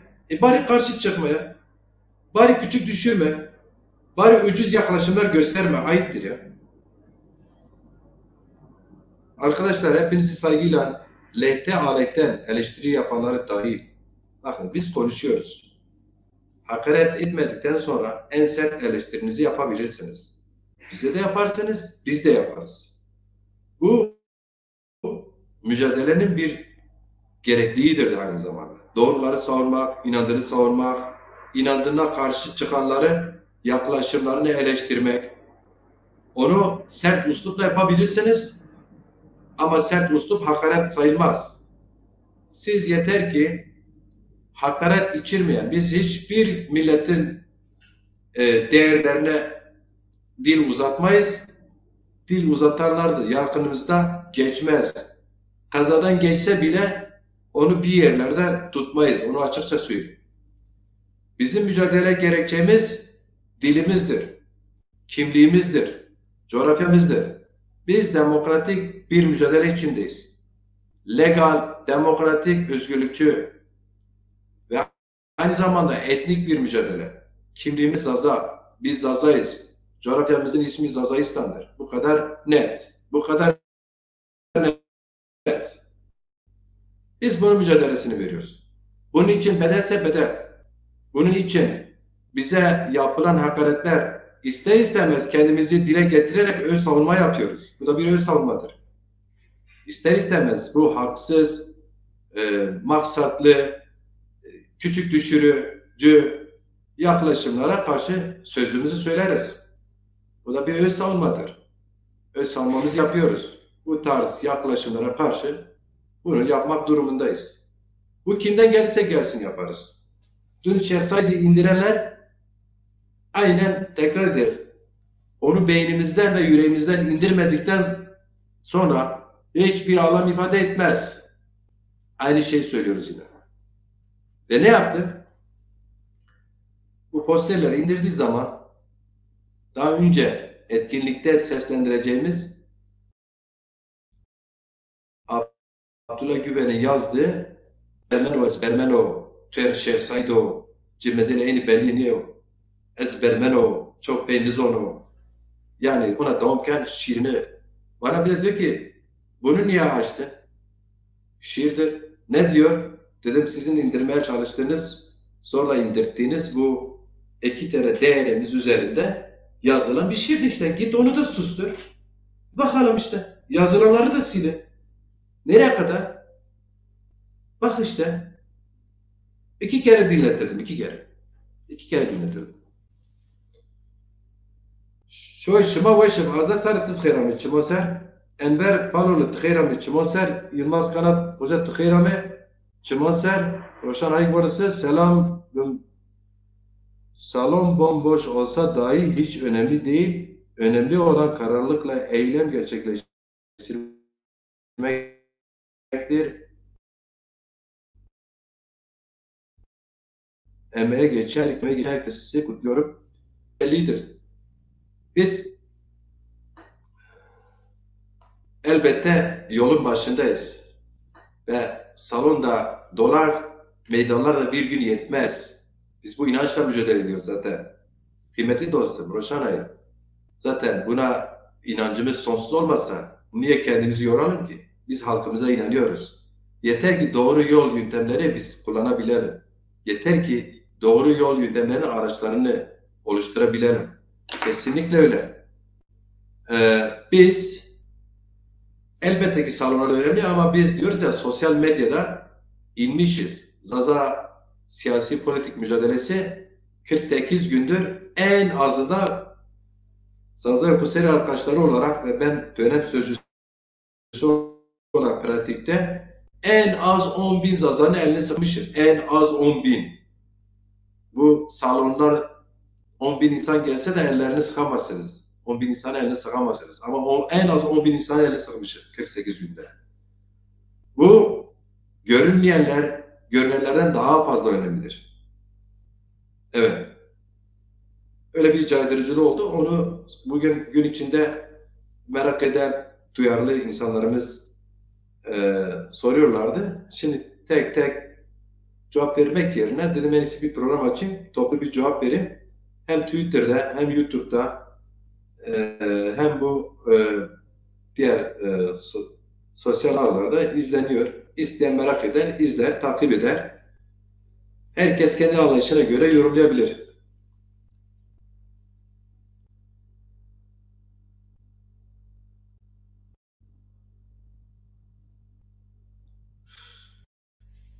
Dicle sonra ne diyor? Şeyh Said ve Seyyid Rıza'nın idam sehpalarına giderlerken şehadetine saygılı olmanızı istiyoruz. Size göre onların şehadetine saygı nedir? Onu anlayamadım yani. Saygısızlık yapan ki onlara sahip çıkmak, onları yaşatmak, geleceğe taşımak en büyük saygıdır. Saygı işte böyle birine sırf böyle ismini zikretmek değildir. Bak en büyük saygı yaptığı şu anki hizmet canlı yayında dün emniyet güçlerin dayatmalarıyla sahnede indirdikleri bu posterleri bak taşıyoruz yanımıza bak. Burası etkinlik salonu değil ha. Yaşadığın bu mücadele için yaşadığım bir dernektir. Ha. Burası bir dernektir. Bir derneğin salonunda oturup bu canlı yayın yapıyorum. Ve bak yanımdadır ha. Bak şehirlerimiz görürsün. Önümüzde. Seyrimiz önümüzde. Saygı budur işte. Saygı öyle dinde söylenir ya münafıklar gibi görevini yerine getirmemek değildir yani. En büyük saygı bu işte. Bak bunu her yerde, her koşulda ne pahasına olursa olsun bu gerçekliğe sahip çıkmak saygıdır işte. Mesut Azmi Keskin, Hoca Erciyet, Khayrame, Şaneto Vespo, Selamet Yarın'da Hoca Erciyet, Ramazan Yıldız Hoca, Tuzi Khayrame, Sarıçı Moser, ez program geno, çon revazanı bir girim, kal kena,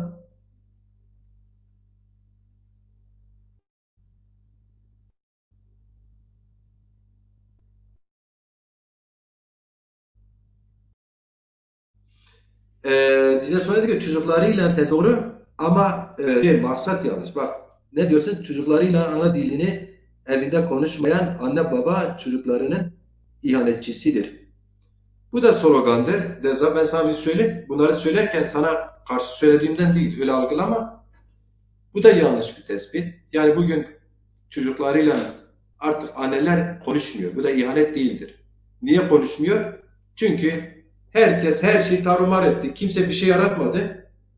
İnsanların teselli düşmüştür. Bari diyor çocuğum ortak dili iyi öğrensin. Okulda kalmasın, sınıfta kalmasın. Kimse onlarla alay etmesin. Bu dönem, senin dediğin dönem 1970'lerdi. O dönemde Türkiye'deki ben işte bağımsız birleşik ülke istiyorum diyen de çocuğunu en iyi Türkçe bilmesi için annesi ilk günden itibaren Türk konuşmaya başlar onunla. Sen o şeyi geç desen, onu çoktan geçtik. Demek ki sen yurt dışındasın. Belli ki halen eski mantıkla bazı eleştiriler yapıyorsunuz. Öyle bir Türkiye yok artık. Yani mesela sen Dicle Sonay sanırım bizim köylüsün ve bize komşusun eğer oysa. Haşrük'te sizin akrabayla evli olan kardeşim, en küçük kardeşim Osman'ın çocuğu annem Türkçe bilmez, babam da biliyorsun bilmez, bilseler konuşmazlar evde. Ama anneleri de çat pat Türkçe biliyor ya çocuğun annesi. Buna rağmen çocuk Zazaca bilmiyor. Bak nenesi annem konuşuyor çocukla. Dedesi babam konuşuyor. Annesi konuşuyor ama çocuk birkaç kelime Zazaca biliyor. Niye biliyorsun? Artık sosyal medya, televizyon, dizi, program vesaire, YouTube'a o kadar ağlar var ki çocukların zaman geçireceği. Çocuk hangi dil hakimse onu öğreniyor işte. Böyle. Bir de yani biz mecbur değiliz evde tek dilimizi konuşmak. Biz sokakta da konuşmak istiyoruz. Okulda eğitimini görmek istiyoruz. Pazarı olsun istiyoruz. Bunun için işte demokratik mücadelesini vereceğiz. Bunun için herkes bunu demokratik mücadelesi vermesi lazım. Zaza dili, Kürt dili, Türkçe gibi okulları olması lazım. Lazların, Çerkezlerin bu ülkede ama gerçekten lafta değil, özde savunuyoruz bunu. Mesela biz demiyoruz bir Laz gelsin bizim partiye katılsın, biz birlikte özgür oluruz. Yalan söylemeyiz diğerleri gibi. Birileri diyordu işte milli görüş gelecek, zulüm bitecek, herkes özgür olacak. Biz çok gördük. İktidara da geldiler. Güçlü muhalefet dönemleri de vardı. Hiç kimse özgür olmadı. Herkes dilini konuşmadı. Bir gün bahsetmediler bile. Diğerler diyordu biz Kürdistan kuracağız. Siz dilinizi. Siz Kürdistan kurmadan 100 sene televizyonunuz var. Güneyde 100 bin Türkmen'e bile ana dilde eğitim hakkı resmidir. En azından güneyde 100 bin Zaza vardır. Onlara yazma özgürlüğü bile yoktur. Yani yazma özgürlüğü. Ben orada kaset çıkarıp kasetimi çıkarmadılar. Yasakladılar. Niye? Babalar üzerine şarkı söylemediğim için. İşte Zaza olduğum için işte. Daha var mı başka bir şeysi? Daha nasıl söyleyeyim size? Yılmaz Kanat hocam ne yazmış? Ciran ben programa biraz geç baktım. Gavan kar o pir gecesini evveren tekrar anlatabilir misin? Hocam ben size tekrar anlatabilirim. Özet vereyim o zaman. Ya da daha sonra program izlerseniz olur ama ben bir özet verebilirim. Mesut Azmi Keskin ne demiş? Sma zon o zaguni ma de tayna internette ne verte millete ma da ve her becine na hizmet tevri havli ekama ve heri. Yani Mesut Azmi Keskin aynen ben de az önce onu söylüyordum hocam. Biz sosyal medyada elbette kullanacağız. Dünya kullanıyor. Ama Zaza dili kültürünün yaşaması için bizim sokakta, salonlarda baksanız biz 4 saat büyük bir hizmet yaptık Düneyn salonda. Kendi dilimizde yaptık. O programı bir parça parça ben paylaşırım. Çünkü daha video önce bir çekilmiş. Daha sonra her sanatçının, konuşmacının kendi videosunu ayıracağım. Biz o hatta %90 Zazaca yaptık. Yani Zazalar Düneyn gelen halk şunu söyledi. Ya dedi biz bu yaşa geldik ilk kez bir etkinlikte Zazaca başlayan Zazaca biten bir gece yaşadık. Allah sizden razı olsun dediler. Yani önemli olan bunu yaratmak, bu ortamı. Ahmet Zaza Gündüz tıkherame Abbas Sarı kime tıkherame çıkma mesela. Şimdi özetlersem Yılmaz Hoca sormuş. Ben Dicle Üniversitesi'ne almayayım. Orada niye iptal ettiler o hikayeyi anlattım. İsteyen programı baştan sona izler. Ama Türkiye olayı sırf anlatırsa dün saatimiz geldi. İnsanlar yavaş yavaş toplandı. Önce ki James polis geldi. Resmi geçti. Polisler geldi. Gelince bizim Zaza kitlesi biliyorsunuz. Yani politik kitlesi politik değildi. Yani Kürt siyasi hareketlerine katılan Zazalar politiktir. Polis gördüğüm hemen sağa sola dağılmazlar. Nedir falan şey yapmazlar. Ama bizim kitlemiz öyle değil. Bizim Zaza kitlesi ilk başta en azından şu anki kitlemiz daha önce merkez, sağ ve benzeri partilerde yer aldığı için bir araya geliyorlar sanki Zazacılık suçmuş gibi. Çünkü herkes suçluyor Zazaları. Kürtçüler suçluyor, Türkçüler suçluyor. Bir kısmı geri gitti. Bir kısmı salondan ayrıldı, yan tarafta düğün salonuna gitti. Yani kalanlar bu davaya epeydir, dönemdir emeği olan insanlardı. Onu söyleyeyim. O yüzden nicelik olarak düşürdüler. Sonra da tek tek sordular. Bu yazılar ne anlama geliyor? Birilerine yazıyorlar. Sonra yarım saat sonra bu sefer terörle mücadele emniyet genel müdürü. O geldi. Yeniden fotoğrafları çekiyorlar. Yeniden ne anlama geliyor? Bu kişiler kimdir? Tek tek anlat. O arada insanlar tabii ki zaman kaybı da oldu. İnsanlar giderek salondan azaldılar. Ama o psikolojiyi iyi yönetti. Çünkü O psikoloji yönetmek önemliydi. Diklemeden dik durduk gerçekten.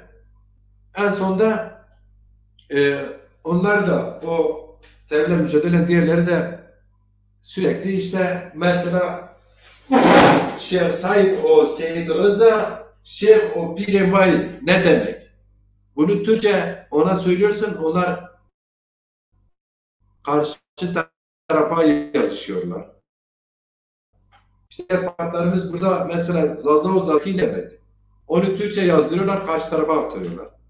Ondan sonra Ebu Bekir Pamukçu, Gavançar, Mehmet Yıldırım, Mahmut Pamukçu, Faruk Eren isimleri var. Bir başlık yazmışız. E, Şıma Reyma Akerdo yani biz yolunuzdayız diye. Onu şey yap, onların hikayelerini anlat. İşte kimdir bunlar? Neredeler?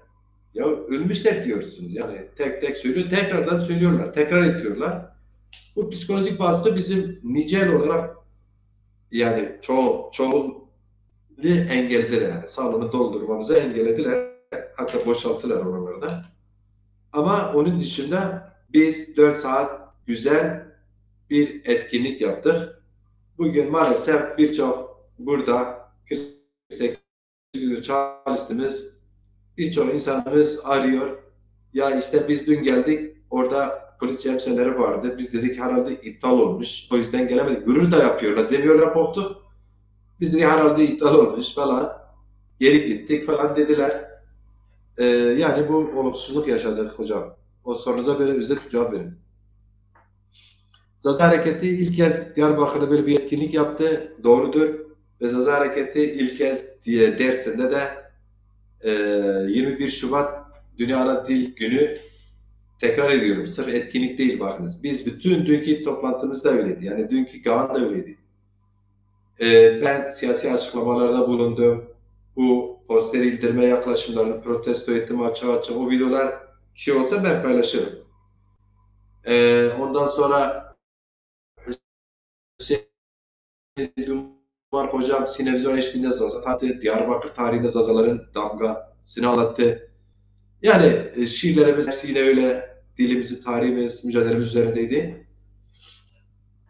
Ahmet Gündüz Vanisi, Kheyri Miyon Şıma Veşif, Şots Veşif. Ayhan Akın Hoca ne diyor? Goran Havramanların ana dilinde Irak'ta okul yok. Hepsine soranca ve de bedenin zorlaması ile faşizlere asimile edilmekteler. Doğrudur. Ama Türkçe'de okutuyorlar.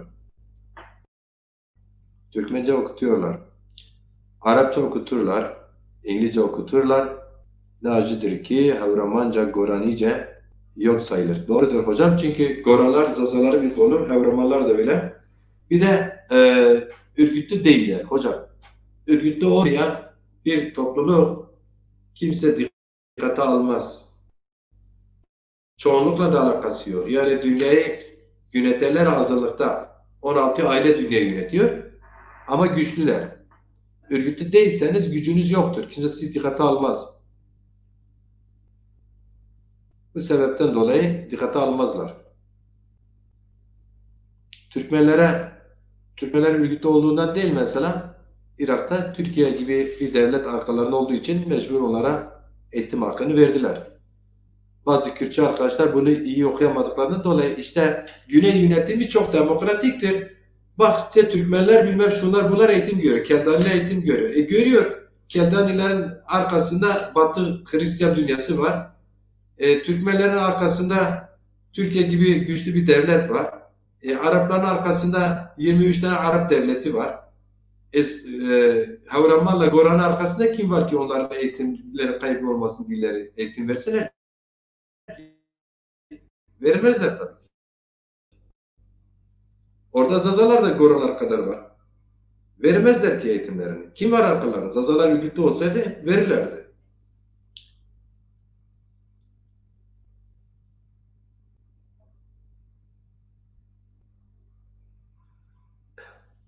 Ali Zazaoğlu sen işine bak. Sen Kürtsün diyor. Zaza değilsin.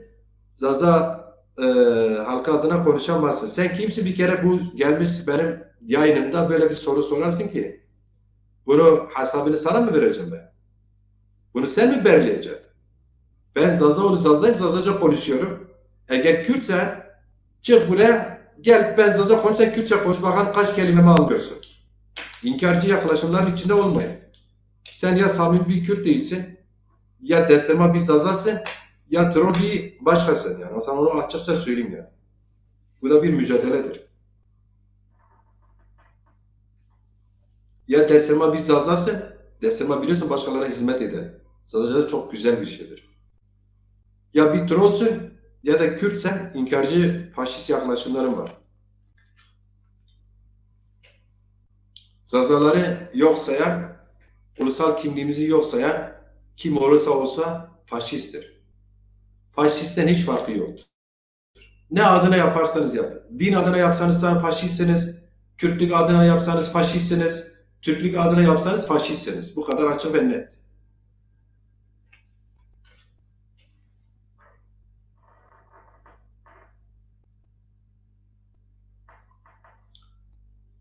Hocam aporat tıkayır abi bırak.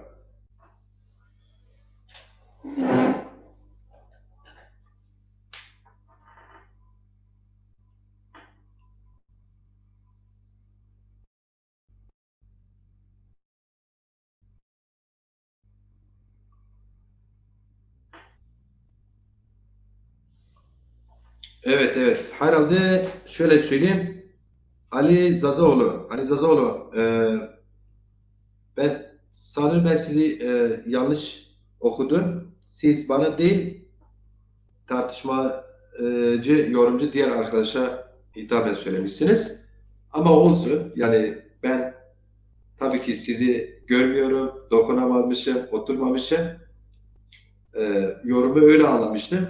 O yüzden düzelteyim. Siz bana Zazalı adına konuşamazsınız, siz Kürtsünüz falan. Bana değil, diğer yorumcu arkadaşa söylüyorsunuz. Eleştiriniz yerinde. O anlamda sizin isminizi zikrederek eleştirdi. Siz üzerinize almayın.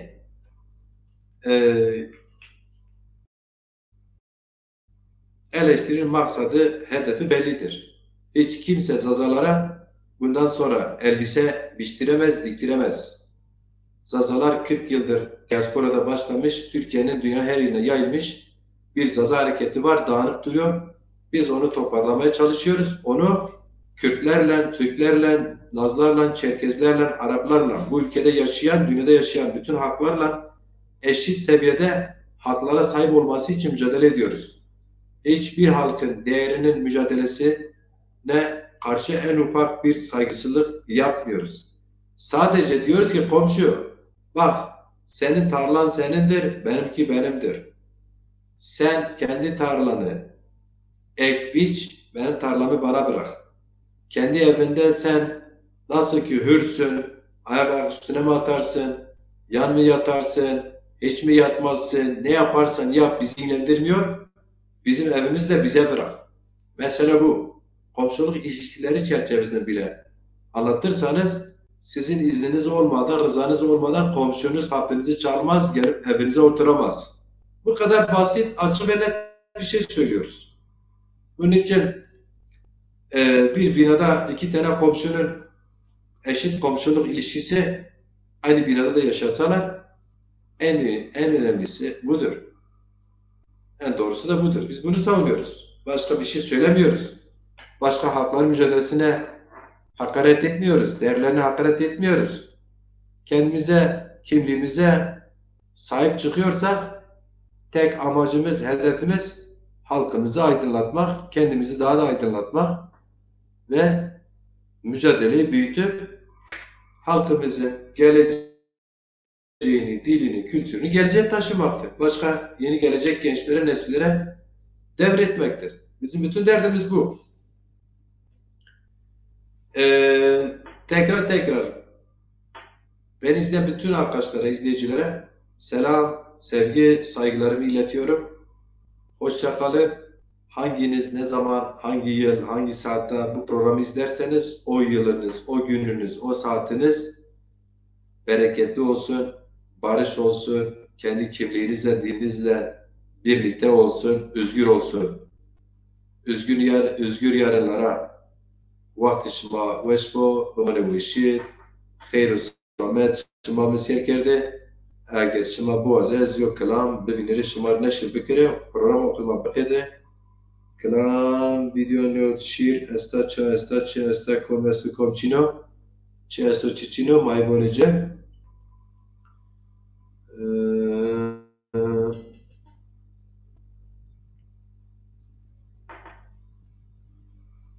Yo şiir ne yo kelam, yo dakikam bazen sabır.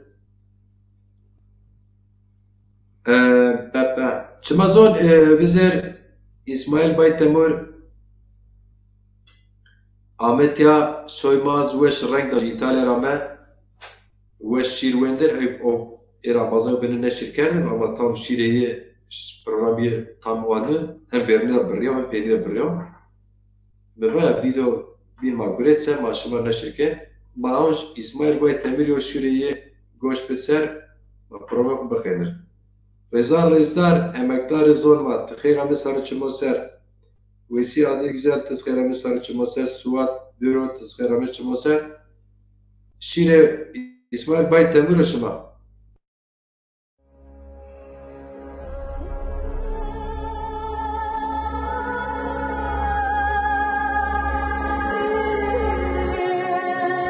Mapars kako mapars زر و شایو بار گرون و از عیون میردال پن کدر و علم دجر جن نخور قلم مر شاعر و از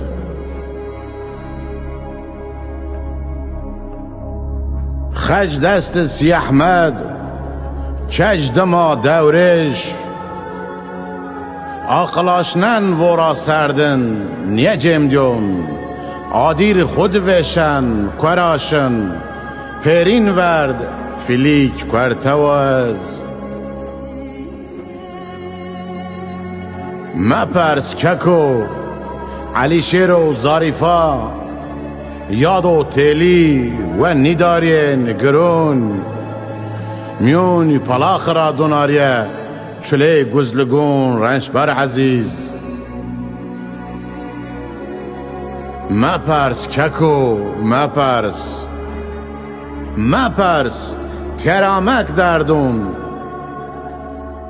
قنجکو تارید مونن لتو وشایه کجک میرحیان چمون عبدالی راوینن چرخ فلک تم هوجیریان اسمالو از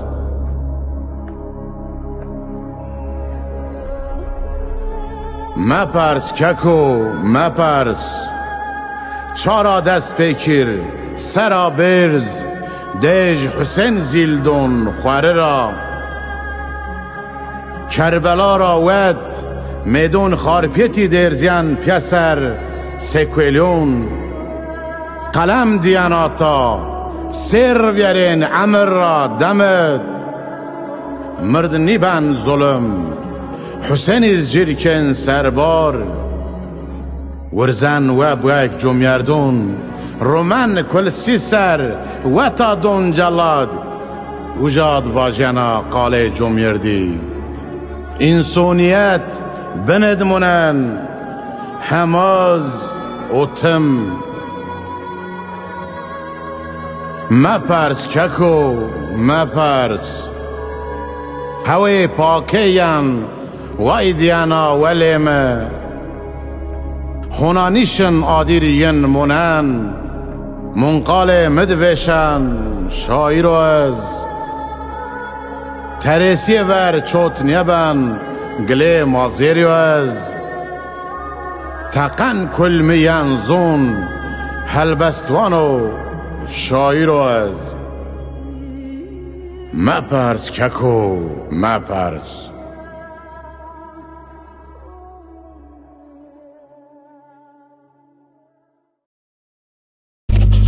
مپرس ککو مپرس هربسوان و شاعر و از وشوار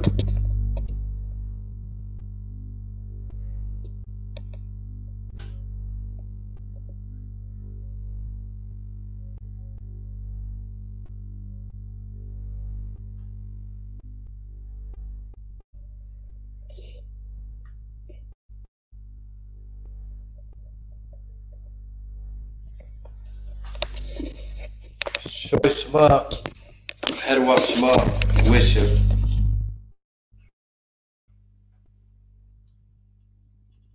Mare selamete